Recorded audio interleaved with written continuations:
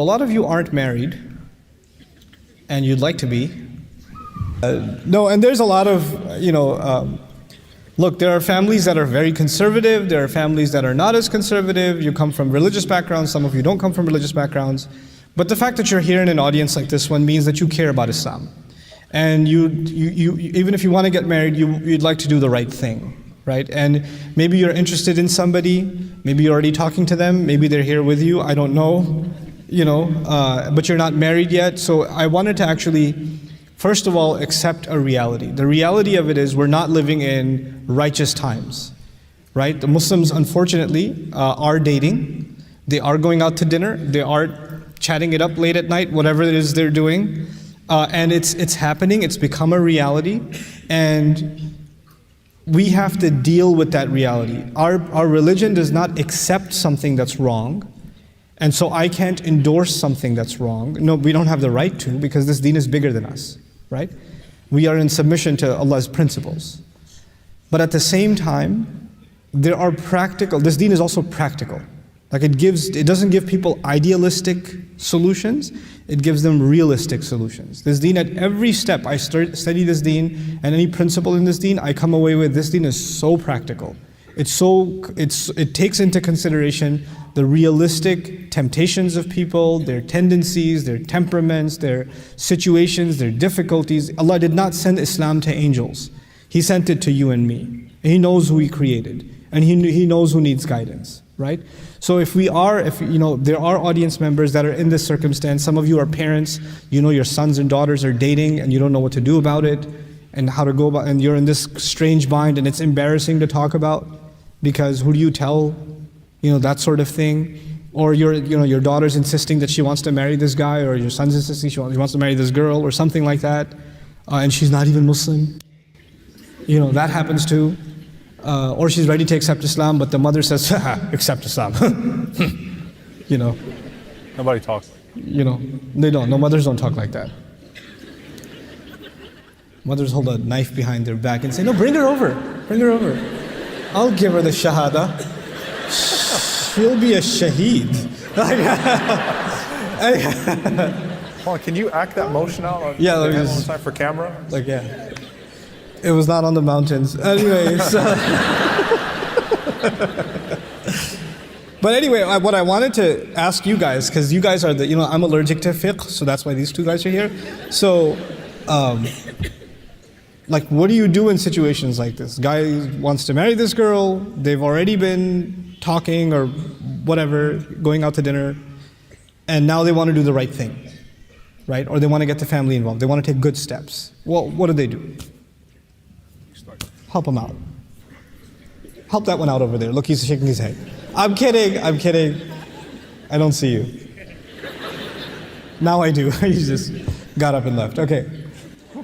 Well, obviously you gotta just talk to people, right? So you're gonna have to, at some point, there's this bizarre delusion that a lot of times young people live in, that somehow I can just proceed in this manner forward without ever dealing with the situation at hand. You are going to have to find a way to end up bringing your parents, your family into the situation. You're going to have to sit down and talk to them. And one of the things I tell a lot of young people is, and I'm going to get to the parents in a second, but I'm just speaking generally outside of any type of abnormality. Normal parents, like I said earlier in the lecture, they love their children more than they, love life itself. So it's not so much about what you're saying, it's how you say it. So storming into your house and kind of saying like, hey, listen, this is what's happening, this is who it is, and this is what's going to happen. There's a way that conversation is going to go, and it's not going to go very well. And then there's another tone of the conversation where you sit down and you kind of say that, look, I want to be happy. What? And I want to find the right person for me. How long have you wanted to be happy?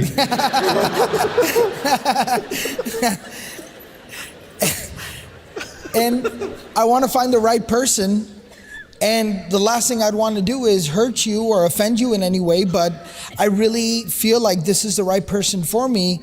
I want you to help me out here, right? there's a chance that conversation might go a little bit better. But that brings me to the other side of what he just demonstrated, that there's another reality. That your mom might be like Nouman. Yeah, exactly. That parents are not perfect. And that's probably one of the biggest taboos, that most taboo things you can say in the Muslim community, whether it be America or Singapore, right? Parents are not perfect. Nobody wants to hear that. Yeah, exactly. Exactly. So it's just a reality. And so that's where what I'll tell young people is, if you are trying to make things right, as you said, maybe you did things wrong, but now you're trying to make them right. Or maybe, mashallah, you're one of those young people who are trying to do things the right way from the very get-go, and your parents are they're not perfect and they're not being reasonable, then try to find some type of ally, right? But be careful not to kind of go with your own, but try to find some type of ally. And I have plenty of personal situations, meaning very close family and friends, community members, students and things like that, whose parents were not being reasonable. I can say with 100% confidence, these young people, they were trying to do things the right way from the very get-go. They were being right, they were becoming correct, and the parents were not being reasonable. They, instead of just completely flying solo, they ended up trying to get some type of allies on their side. Maybe it was an uncle, maybe it was a grandparent, maybe it was the imam of the community, maybe it was somebody, right? Yeah, they did. You're trying to get around the subject like they didn't use you. They used you. I have the most amazing stories. I had a mom throwing plates at me. I was like dodging plates. It was amazing. Because the mom's like, okay, please tell him he can't marry her. And I said, well, actually, I just did their nikah. Yeah. I was like, I can't. It's completely valid for these two people to get married, especially her father, even from the fiqh position that the wali of the girl has to be involved. Her father's completely on board. I've spoken to him on the phone. He's completely down. So he actually can, and I even think should marry her. And she was like, I'll be right back. She came back with plates and she just started throwing plates at me. Get out of my house. I said, okay. It's, so that might be the reality where the parents are not being reasonable, because parents aren't always perfect either. But in that situation, make sure you try to get some type of allies on your side. And here comes the little bitter pill for young people. If you're not able to get anybody that can see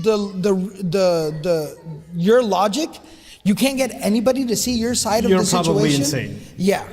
You're probably going things about the wrong way. So. And one thing that I would say, and I don't know if it's understood yet or not, but you don't wait a year to take your parents into confidence on these things either. You do it from the get-go. You do it from the get-go. You don't go get emotionally attached to someone, start going about things the wrong way, in a haram fashion, in a way that Allah, we're not talking about cultural norms now. See, here's the thing. Let's face it here. There is no way to know for a fact what type of person you're going to marry until you actually marry them. There is no way. And in fact, psychologically speaking, dating will not do you any favors. It's not going to help you know that person more. It's going to help that person make a better impression on you, not help you know them more, because until you live with the person, there is no way to completely know them. So that's something that is, the decree of Allah subhanahu wa ta'ala, and things happen, and that's true. But let's face it, collectively as a society, are we moving deeper into a marriage crisis? Or are we getting better because we've loosened restrictions and so on and so forth, right? Whether it's the Muslim world or the Western world or what have you, because there were certain decency cultural norms from a decency perspective that were in place even in the non-Muslim world, in the secular world. And there is a crisis in every part of the world in this regard. So when it comes to the Islamic perspective now, we believe that Allah subhanahu wa ta'ala is the turner of hearts, right? We understand that Allah subhanahu wa ta'ala is the turner of hearts. Don't think that you can disobey Allah subhanahu wa ta'ala, do things haram, with the intention that you will right it one day. And Allah subhanahu wa ta'ala is going to put barakah in your relationship. You're fooling yourself. You're not going to fool Allah subhanahu wa ta'ala. You are fooling yourself. Now there's a difference between two people, and even the Sharia makes a distinction here of two people that started something wrong and they generally made tawbah. And Allah left it ambiguous. They actually made tawbah. They actually repented. And it wasn't a tawbah that was conditional on me marrying this person. It was a tawbah of like, wow, I did something haram, astaghfirullah, let me now go and approach this right. It wasn't, fine mom, dad, I'm sorry, but I still need to marry that person. And that's the only way that it's going to happen. You have to take them into consideration from the very beginning. And when parents are unreasonable, I will say this as well, you learn this the hard way, sometimes very later on, much later in your life, but your parents are not seasonal. The whole world will turn their backs on you before your parents turn their backs on you. And you will learn that the hard way, right? Many, many times in life. With friends, sometimes with spouses, with whoever it may be, with mashayikh, with your teachers, with your closest friends. You will find that other people will be seasonal at times. Your parents will never be seasonal. They will not, even when your parents say, I'm not going to talk to you because you've decided to go forth with this, they don't really mean it.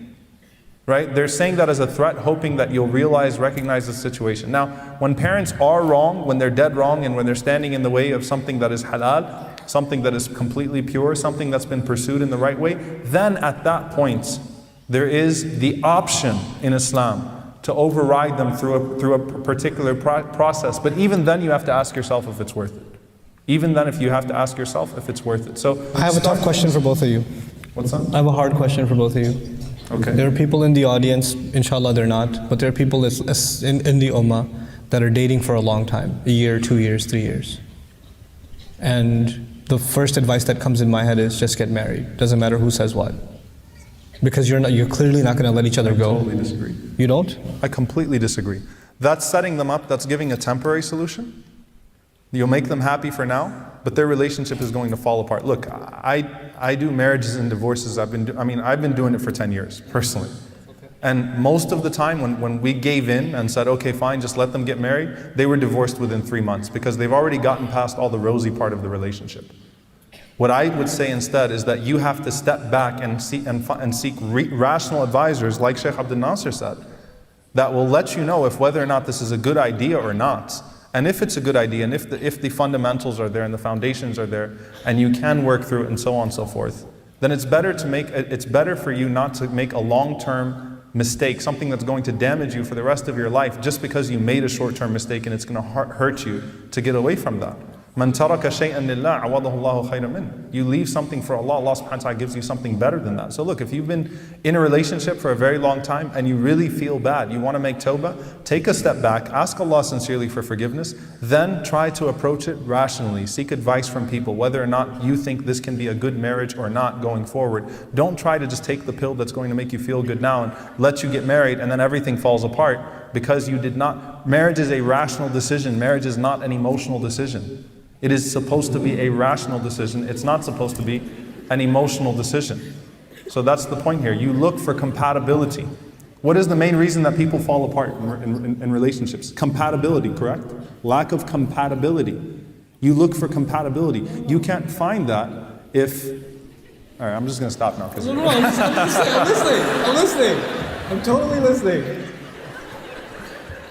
You can't determine whether or not a person is compatible if the only thing you've seen are roses and nice restaurants and sneaking off into movie theaters and having conversations where half of the conversation is just fluff.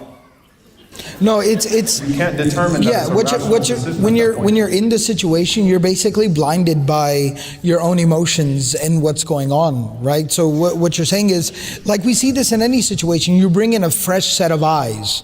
You bring in a fresh, different outsider's perspective. We know that in business all the time. You bring in a consultant who's not in the company, right? Who can... It's not, but there are certain human realities, right? And the human reality about when you are in an experience, when you are experiencing it at that moment, there are certain blinders that you have on. You're just not being able to see the big picture here. Here's the thing. Here's why I disagree with both of you. And I'm totally okay with disagreeing with people. I have learned to revel in disagreement. It is my dessert.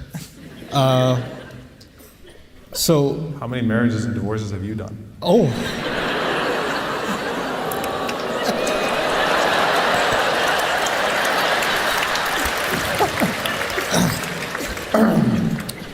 Go ahead, Imam Nouman. I knew you when I used to eat the adult meal and you used to get the Chuck E. Cheese meal. Okay, so Happy Meal? yeah, With he used the to get toy? I used to get him the Happy Meal toy at McDonald's, and they used to look at him. This guy is a child. You're 6'6" even then. Anyway. So, what was I saying? Yes.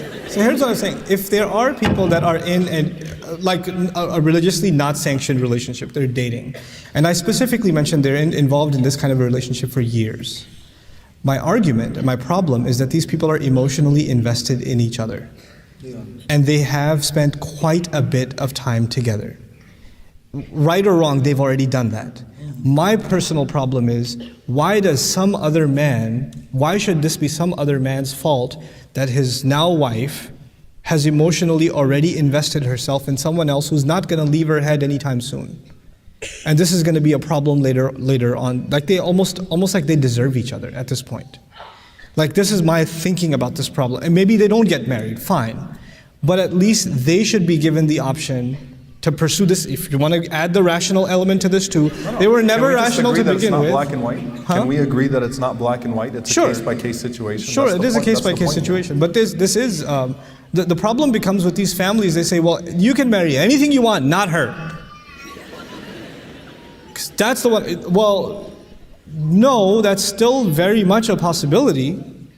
And Yeah, I don't disagree with you there. Well, I think we're talking about two different issues. I think that as far as the family is concerned, the family has to kind of resign themselves to the reality at this point that these two individuals are so emotionally vested into each other that they're going to be useless to any other human being. Actually, they're going to destroy somebody else's life. Yeah, that's what right? I'm arguing. No. So I think from the family perspective, that's fine. I think what we're talking about is those two individuals themselves, they just have to understand that the premise, this amazingly solid foundation that they think that their relationship is built on is actually really flimsy and very superficial. That's what we're just saying. Yeah. So maybe you're saying that if they're going to fail, you have to sometimes kind of let people fail to know that they made a mistake. How many people actually end up marrying their first crushes, or end up marrying the person that they thought was going to be their, prince in shining armor, and that was going to be their, how many people end up actually going forth with that, marrying that, and end up in happy marriages? It's a very small portion of humanity, not just very turbulent relationships. Extreme, and what happens is, one of the things that Allah subhanahu wa ta'ala tries to protect us from, and I don't even want to call them restrictions, because al-asl fi al-ashya' al-ibaha, the basis of all things in Sharia is that it's permissible unless it's proven to be haram. But one of the reasons why Allah subhanahu wa ta'ala directs us in this way is that our interactions before marriage should be in a way that it is as rational as possible, that the position that we're taking, that when we're deciding to go into this lifelong commitments, the average divorce rate worldwide now is 48%. In America, it's close to 60%. That is going to happen. It's inevitable. There was divorce in the time of the Sahaba. And those numbers are skewed because like 50% of the population doesn't even believe in marriage anymore. Right. So only 50% of people get married and 60% of them end up divorced. Right. So the numbers are actually catastrophic. And then only 30% do this, and 20% go, and then 10%, and then there's just a lot of numbers involved. Well, I'm a Mayman, so it's very natural. I was just doing math, okay? But no, so you're talking about... I only understood about 3.2% of what you guys just said. I'm just saying the reality is only 30% of people in America are married. That's it. That's scary. So there's the extreme of, which we were taught was ideal Islam, which I've heard many times. I've heard, and I'm sure you've heard this as well, parents that will tell their children, I married your mom without even seeing her. Right? You had bad eyesight or something. Or we didn't even know each other, and alhamdulillah it worked out. But they're miserable and so on and so forth, right? There is a sunnah precedence here. The sunnah worked out is a very loose term.